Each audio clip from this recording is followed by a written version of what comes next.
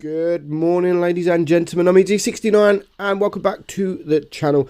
Today we're going to be talking about the Vickers light tank, the tier 10 light tank. And is it overpowered? Do you guys think it's overpowered? Now, personally, I do think it's overpowered. I didn't when it first come out, but the tank is a crazy tank and it definitely is the best light tank in tier 10. Of course, they are the three light tanks in tier 10 are all different, completely different tanks. You have this with obviously it's a light tank and it has Hesh. It's a normal gun, or kind of like Hesh. And then you have the Batchat, which we know is an auto loader, and then we have the Sheridan, as we know, which is the missiles. Now, the Batchat has been kind of left behind. It was the only light tank in tier 10, and then they bring the Sheridan, and then they bring this tank. Now, what makes this tank overpowered? It's a light tank. It's got a crazy turret for a light tank. Of course, it has the good pen, it has the rate of fire, it has the speed, it has that turret to go with it, and it has the higher explosive, the Hesh, which makes it really good.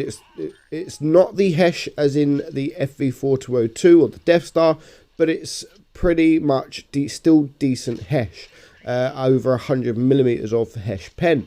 So all that together, the tank is actually overpowered. I do think it's overpowered. I don't think it needs the turret that it's got. It's got a crazy turret, really strong turret, and you will get bounces if you go hold down and you are only showing that turret. If you're wiggling, you will get bounces on that thing. I mean, this game here, I've bounced. I mean, it's only 600 damage I've bounced, but you can get that regularly as long as you only show your turret. Then you can get the bounces quite easily. Now, other than that, the rest of the tank is not hasn't got much armor at all. So use the gun depression, use that turret, then you will get you'll maximize this tank to its the best abilities that it's got. Now, love the speed, I love the rate of fire. It's an all-round great tank, it really is. And if you haven't grinded the Vickers yet, it's definitely worth a go, because the whole line is pretty much good. The FE301, the Vickers Cruiser in tier 9 is pretty decent as well, and then you get this tank at the end of the line. So it makes it a very enjoyable grind. It makes some credits as well, as you can see. It is a bit difficult to ace, 5.7k damage there, and we only get a second class. But it's definitely a tank worth grinding. If you haven't got this tank yet, I would start it, because I do think Wargaming maybe will nerf the tank in the future. I don't know when, and I don't know how, but I definitely think they need to nerf the turret on the thing. I don't think it should have as strong turret. Just like the Sheridan with the spaced armor all around, it's a light tank. It has the speed. It doesn't need stupid armor. They're not known for armor. They should be paper thin. All around. It should be paper thin all around. I know you got the Batchat, and the Batchat was always known for, like, as soon as you see a Batchat, you're going to load up the HE. Now, this tank isn't like that. Of course, you could be HE'd from the side or the rear, but this tank is not like that. You don't sit there and think about stuff like that. It's just a normal tank. It's just a normal tank, but with good everything about it. So we're going to watch a game here now, which is from Revenge, and he's just going to showcase just how good this tank can be when in the right hands. So he's gone to the left side. You've seen there that there's quite a few tanks around. His tanks are pretty much playing it safe at the back, and there he's bounced 350, and he's going to bounce a lot more this game, and every bounce he has does become crucial towards the end of the game. Now, he's trying to deal with the Sheridan. The Sheridan is probably one of the most dangerous tanks, because, of course, the Sheridan can hide behind the rock that it's sat at now and just completely spam missiles. So he is trying to focus on the Sheridan as much as he can, but when he's not got a shot, he is going for other targets. Now, this is what I mean about light tanks. You don't have to sit at the front all game just because you're a light tank. Play from distance, and you can see here the Leopard PTA is gone, which means he's there alone against with the other light tank. And you can see that the enemy, there's a lot of enemy tanks around there, but a lot of them are bleeding hit points, and he does have some of his team behind him. So he's not going to run away completely. He is going to stay and fight as long as he possibly can.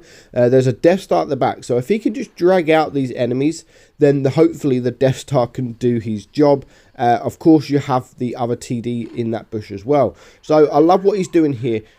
He's not looking at running away completely. He knows that there is a couple of one-shots there. So if he can take these one-shots out, especially the Leopard, then this is a great position. He's using his TDs here, and that is great to see. He's not just running away, moaning at his TDs, saying, guys, run, they're coming. No, he's actually playing it really, really, really well. Now, the Death Star has now gone, or one of the Death Stars has now gone, and you can just see he's still not completely focusing and looking at running away. He's looking where his other teammate is, and of course it's a Death Star, so if you can stick around the Death Star, then the Death Star can completely change the outcome of the game. Now, this is a 2 versus 5. We do know that there is a couple of low hit point tanks.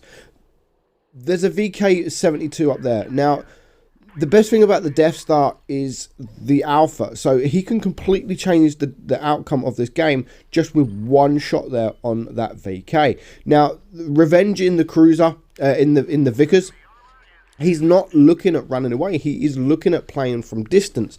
And at the moment, it is paying off. He's on 5.2k damage. He still managed to keep the Death Star alive there.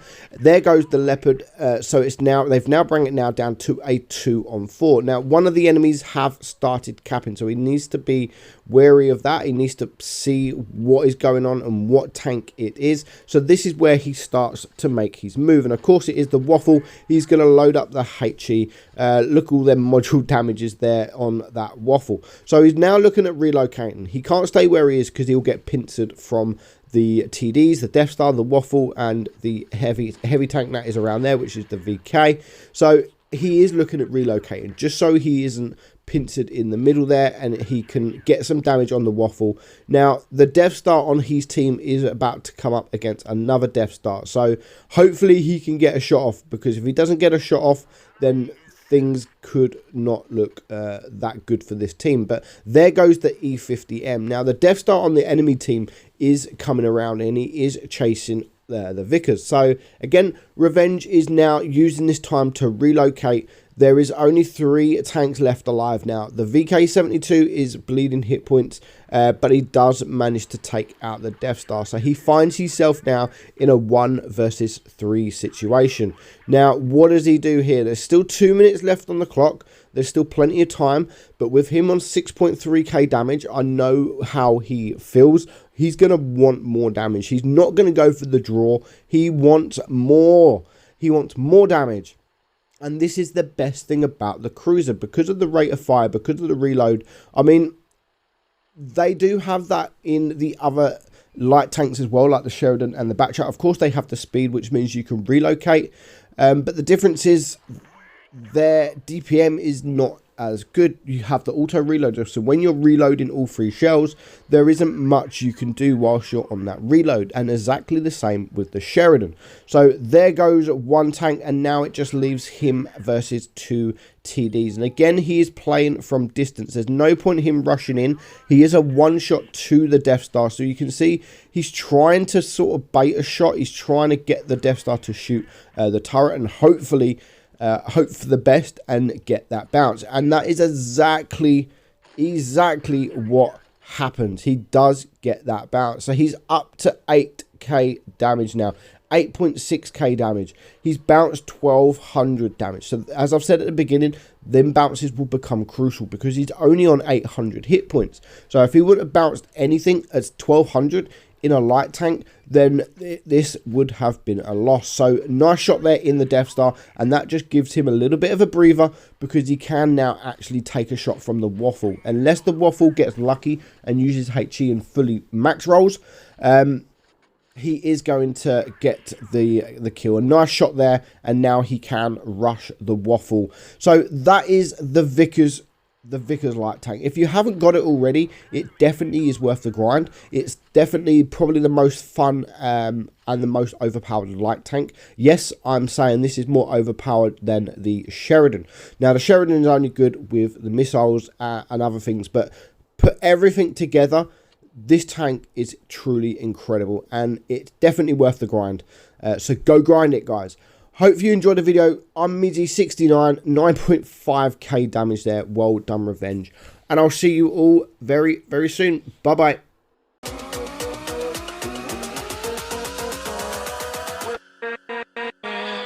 With